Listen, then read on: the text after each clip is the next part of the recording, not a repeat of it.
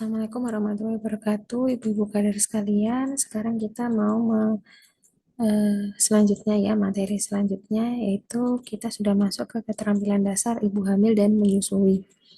Di sini akan ada 6 kompetensi dasar yang harus kita kuasai.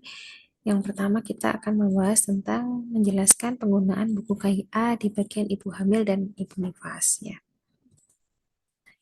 Nah, ini oh iya, saya mau menyampaikan bahwa untuk materi KD 1 sampai dengan KD 11 itu adalah wajib ya. Jadi materi pengelolaan posyandu sampai dengan materi bayi balita itu wajib dikuasai kalau ibu-ibu kader mau lulus kader uji kompetensi kader yang purwa gitu ya. Minimal purwa itu harus menguasai dua itu tadi. Eh, Kompetensi dasar 1 sampai dengan 11. Untuk yang kompetensi ibu hamil ini adalah pilihan ya, ibu hamil, kemudian kemudian anak remaja dan lansia itu adalah kompetensi pilihan. Untuk kader purwa nanti harus bisa menguasai 3 subbab gitu ya, subbab pelayanan posyandu itu yang wajib ya, pengelolaan posyandu yang wajib sama bayi balita. Untuk pelayanan ibu hamil, kemudian anak remaja dan lansia itu pilihan gitu ya. Jadi untuk lulus itu harus menguasai 3 subbab untuk lulus minimal purwa ya. Nanti kalau mau yang setingkat di atasnya itu adalah menguasai minimal 4 gitu ya. Minimal 4 subbab. Nanti untuk yang utama itu menguasai semuanya ya 25 kompetensi. Nah, kita bahas tentang tentang buku KIA untuk bagian ibu hamil ya. Jadi kita lihat di sini ibu menulis tanggal dan tempat pelayanan gitu ya. Tenaga kesehatan bukan paraf sesuai dengan jenis layanan. Jadi kalau ini sudah dilayani gitu ya, akan ditulis di sini gitu ya. Tablet tambah darah sudah diberikan, dicentang gitu ya. Tes lab hasilnya berapa, ditulis di sini gitu. Nah, ini yang abu-abu ini adalah yang dilakukan ya. Jadi nanti akan dilakukan tes hemoglobin itu pada ini ya, trimester 2 dan trimester 3 ini. Tes golongan darah itu dilakukan di sini. Protein urin dilakukan di awal ya. Biasanya tes cek lab itu setiap 3 bulan ya Bu ya, setiap trimester. Cek gula juga setiap trimester. Pemeriksaan USG juga setiap trimester gitu ya. Yang ini PPIA ini adalah apa namanya? eh, pencegahan pencegahan penularan HIV ya ke anak, dari ibu ke anak. Tuh.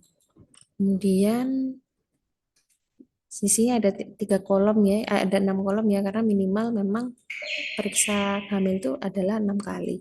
Jadi trimester 1 1 kali, trimester 2 2 kali, trimester 3 3 kali gitu ya. Kemudian ini bersalinnya, tanggal persalinannya di sini ya, HPHT-nya tanggal berapa, tafsiran persalinannya. Kemudian di sini eh, akan melahirkan di mana, dirujuk atau tidak gitu ya. Melakukan inisiasi menyusu dini atau tidak. Terus habis itu, nah ini untuk eh, nifas ya. Jadi nifas itu sebenarnya kontrolnya itu 4 kali. Tapi biasanya cuma 1 kali ya ibu-ibu ya. Jadi seharusnya itu adalah 4 kali. Jadi pertama itu 6 sampai 8 sampai 2 hari gitu ya. Dari 6 jam sampai 2 hari. Kemudian yang kedua itu adalah hari ke-7 gitu ya. Oh ya, kalau ini biasanya ini sudah masih ada di tempat persalinannya ya. Jadi KF1 itu pasti sudah dilaksanakan. Sementara KF2 itu juga sudah diberikan surat kontrol ya. Tapi KF3 sama KF4 ini yang jarang dilakukan ya. KF3 itu setelah 1 bulan gitu ya. Setelah 28 hari. 8 sampai dengan 28 hari. Kalau ini setelah 1 bulan. Ini. Yang dilakukan ini ya. Pemeriksaan ASI, pemeriksaan perdarahan, gitu ya, pemeriksaan jalan lahir, vitamin A, KB pasca persalinan. Nah, ini harus sudah ada gitu ya. Paling enggak sudah direncanakan gitu pada nanti kalau selesai nifas harus langsung KB karena untuk mencegah ibunya hamil lagi gitu ya. Karena kan apa namanya kalau hamil lagi jadinya nanti belum rahimnya belum pulih dengan sempurna. Untuk bayi itu 3 kali kunjungan ya, sama waktunya dengan ibunya. Nanti kalau sudah lebih dari 1 bulan, bayinya sudah tidak perlu kunjungan lagi ya, kunjungan cukup 3 kali. Nah, ini juga yang harus dipastikan diisi ya. Ini diisi selama hamil. Kita kan sekarang pakai MMS ya, Bu ya. MMS itu harus dicentang. Diminum, diminum, diminum, diminum, diminum gitu ya. Mana ya bagian tentang MMS.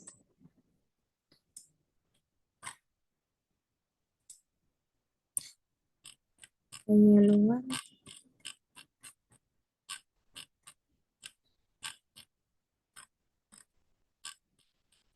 tentang MMS. Nah, ini tablet tambah darah MMS. Ya, minum malam hari sebelum tidur, mengurangi rasa mual gitu ya. Makan bersama makanan yang mengandung vitamin C. Jangan lupa ya Bu ya, MMS ya, kalau MMS itu kan diminum sekali aja ya ini ya, karena dia sudah lengkap. Tapi kalau tablet tambah darah itu gak boleh diminum bersamaan dengan eh, kalsium ya. Jadi kalsiumnya misalnya kalsiumnya pagi tapi tambah darahnya malam dan sebaliknya.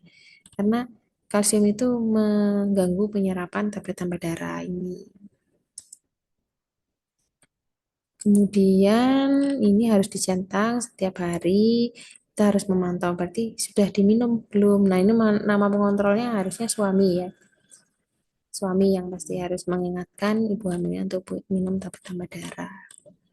Kemudian yang diisi ini ya persiapan persalinan itu harus diisi nama, alamat, terus habis itu tanggal persalinannya kira-kira kapan gitu ya, bulan dan tahunnya, siapa ya penolongnya, vaskesnya di mana, terus pakai apa dana personalnya, JKN umum swasta dan lain-lain gitu ya. Terus harus ada kendaraan sudah ada gitu ya, kendaraan misalnya kemudahan desa, nomor HP-nya sih, nomor HP-nya di sini. Terus habis itu kontrasepsi setelah melahirkan ini harus dipastikan ya, harus mau apa gitu nanti setelah melahirkan. Kemudian di sini ada ini apa namanya, pendonor gitu ya, pendonor darah ditulis juga nama dan nomor HP-nya. Jadi nanti kalau butuh sewaktu-waktu bisa langsung menghubungi. Di sini tanda tangan ibu hamil, bidan atau dokter dan persetujuan keluarga gitu ya. Kemudian yang ini diisi oleh dokter, kita lewati aja gitu ya. Ini juga diisi oleh dokter, tapi kita bisa memantau gitu ya. Memantau akan saya jelaskan sedikit. Di sini tensi ya, yang paling penting kita lihat itu adalah tensinya. Tensinya itu harus di bawah 130 yang bagian atasnya, yang bawahnya di 80 gitu, harus ada di rentang ini. Paling paling ini ya 60 ini ya.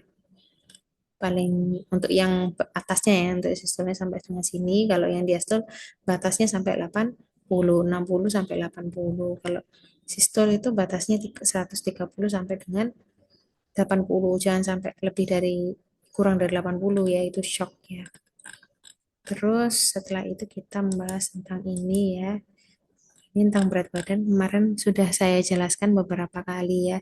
Jadi kenaikan berat badan ibu hamil itu sesuai dengan IMT ya, indeks massa tubuhnya. Ini saya buka kalkulator ya.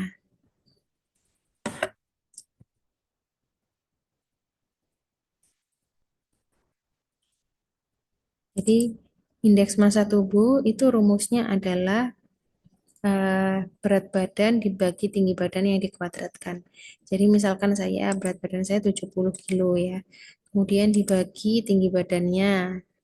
Tinggi badannya itu adalah 1,54 gitu ya. Terus dibagi, karena dikuadratkan dibagi lagi ya. 1,54. Hasilnya adalah 29 gitu ya. 29,5 berarti saya itu ada di sini ya. Di kelebihan berat badannya. Jadi kalau ini namanya adalah apa namanya, kurus, sangat kurus gitu ya. Kalau ini kurus, yang ini normal gitu, yang ini eh yang ini normal gitu ya. Yang ini kurus, yang ini normal, yang ini kelebihan berat badan, yang ini obesitas gitu ya. Berarti saya berada di rentang kelebihan berat badan gitu.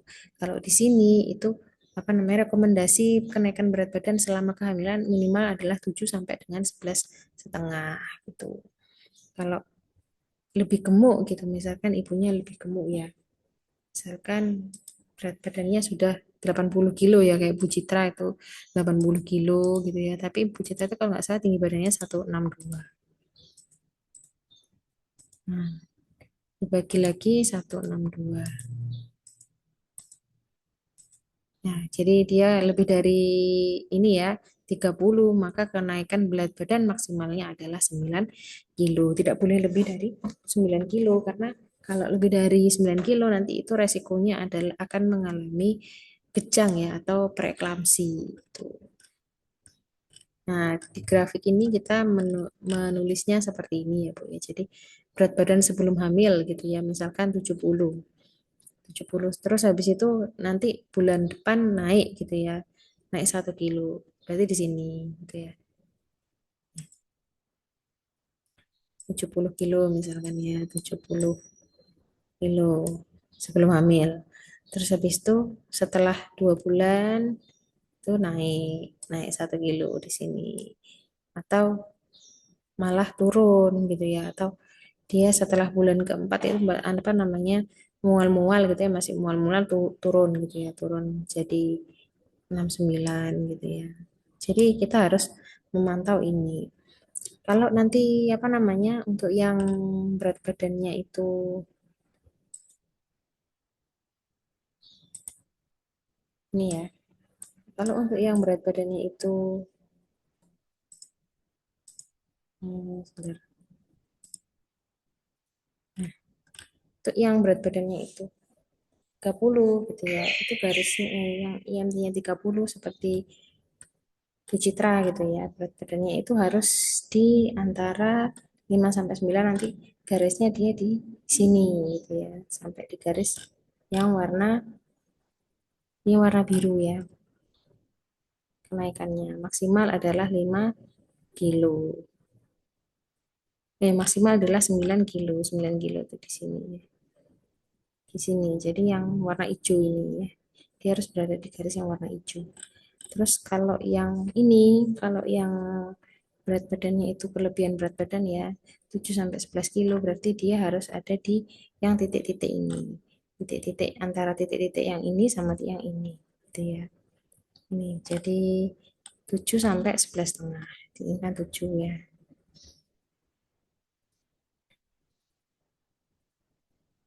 Sampai 11,5 di sini ya. Antara ini sampai ini.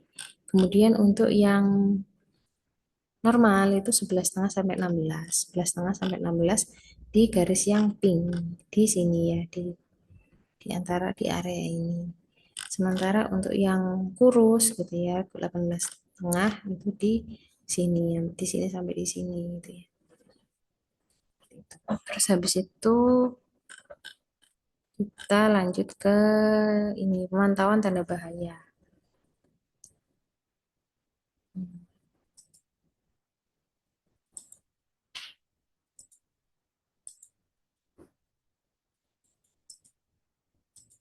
Nah, iya.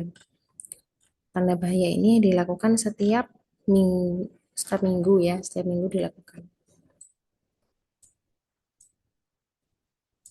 Jadi sudah mengikuti kelas ibu hamil atau belum, pemenuhannya sesuai gizi atau tidak gitu ya. Terus demam ini dicentang ada atau tidak ada, disuruh nyentang setiap minggu ya ibunya.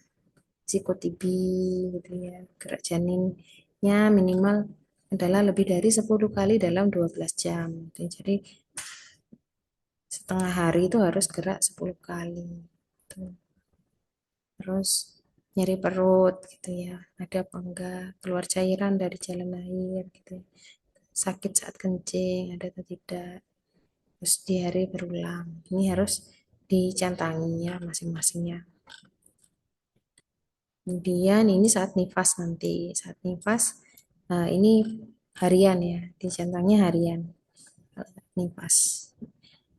Vitamin A sudah atau belum, tablet tambah darah sudah atau belum gitu ya, pemenuhan gizinya sesuai atau tidak. Nah, ini ada keluhan gitu ya, kesehatan jiwanya bagaimana, mudah merasa bersalah, menangis, kehilangan, itu ada tanda-tanda depresi postpartum ya. Kemudian demam, sakit kepala, pandangan kabur. Di sini juga ada ya pandangan kabur ya. Itu adalah tanda gejala dari preeklamsi ya, pandangan kabur. Kemudian nyeri ulu hati, jantung berdebar, keluar cairan dari jalan lahir, nafas pendek, payudara, buang air kecilnya bagaimana, biasa atau tidak biasa gitu ya. Area sekitar kelaminnya gimana, ada bengkak atau nyeri, tidak ada gitu ya. Terus darah nifasnya berbau atau tidak, perdarahannya kurang dari satu pembalut basah dalam 5 menit gitu ya. Kemudian keputihan ada atau tidak. Nah ini dicentang setiap hari. Kalau yang hamil tadi setiap minggu, yang kalau nifas ini setiap hari. Kemudian ini kita lewati aja, ini adalah pelayanan dokter, diisi oleh dokter. Nah ini diisi oleh ibu yang hamil ya. Jadi ini sudah dilaksanakan atau belum? Minimal kan 6 kali. Ini sudah dicentang. 2 kali sudah dicentang-centang gitu ya. Kali dicentang. Kemudian saat periksa harus mendapatkan minimal 10 layanan ini ya. Ditimbang berat badan atau enggak gitu ya. Oh sudah ditimbang, dicentang. Oh di berat badannya gitu ya, diukur berat badannya. Oh di tensi. Oh diukur lila. Gitu. Oh diukur perutnya ya pakai meteran ini. Terus habis itu diperiksa denyut jantung janin gitu ya. Terus tetanus. Tetanus ini diperhatikan ya untuk anak usia untuk ibu-ibu yang kelahiran 90-an tahun, kelahiran di atas tahun 90-an itu biasanya TT-nya sudah dianggap lengkap ya. Jadi tidak ada imunisasi tambahan. Tapi kalau kurang dari 90 itu biasanya akan diberikan TT itu. Pada saat JPW itu sudah diberikan TT. Kalau yang di atas 90-an biasanya tidak. Karena sudah ada program TT ya, jadi sudah lengkap. Program imunisasinya itu sudah dilaksanakan waktu saat bayi sampai dengan SD. SD itu sudah diberikan, jadi sudah lengkap. Kemudian untuk tablet tambah darah ini ya, sudah diberikan gitu di jantung. Tes laboratorium sudah dilakukan atau belum. Terus ini jika ada masalah dirujuk atau tidak, konselingnya ada atau tidak. Nah ini 10 hal ini harus dilaksanakan. Terus habis itu jangan lupa untuk pas ibu hamil ya, ditulis di sini tanggalnya, mengikuti tanggal berapa dan diparaf ibu kader. Jadi nanti enggak bakal lupa. Oh sudah ikut kelas atau belum ya, dilihat di buku KIA-nya. Oh sudah pernah gitu. Jadi katanya juga enggak. Nanti kalau misalkan disuruh nyari sasaran yang belum ikut kelas itu juga ibu kader juga bisa tahu ibu ini sebenarnya sudah mengikuti kelas atau belum. Tuh. Kemudian untuk edukasinya, di sini edukasinya ada makanan, ya makanannya harus sesuai dengan proporsi. Nanti kita bahas ya di uh, isi piringku. Kemudian ini ada apa namanya, istirahat cukup minimal 6 sampai 7 jam gitu. Terus makan siang gitu ya dengan selingan, tidur siang dengan selingan dan terbaring telentang 1 sampai 2 jam. Kemudian membersihkan cuci tangan, mandi, jaga kebersihan gigi gitu ya. Kemudian bersama dengan suami melakukan stimulasi janin gitu ya. Sering diajak bicara, sering melakukan sentuhan. Dengan suami istri selama hamil boleh dilakukan selama kehamilannya itu sehat gitu ya. Terus dari ibu hamil untuk melakukan kerja berat ya, nggak boleh angkat-angkat. Terus kalau merokok atau menghisap asap rokok itu nggak boleh juga ya, suaminya harus merokok di luar. Tuh. Terus habis itu telentang. Telentang lebih dari 10 menit itu nggak boleh ya, karena bisa menyebabkan kekurangan oksigen pada janin. Nggak bisa tidurnya miring ke kiri. Terus habis itu harus eh, minum minum obat itu harus dengan resep dokter ya, kita nggak boleh beli sendiri karena beberapa obat itu ada yang kontraindikasi buat ibu hamil dan juga janin ya. Terus nggak boleh, yang pasti nggak boleh minum minuman beralkohol gitu ya. Dan kalau ada ini ya, stres berlebihan atau depresi itu harus segera periksa. Oke, selanjutnya ini akan dibahas di materi selanjutnya ya tentang apa namanya, isi piringku. Oke. Sekian materi hari ini. Assalamualaikum warahmatullahi wabarakatuh.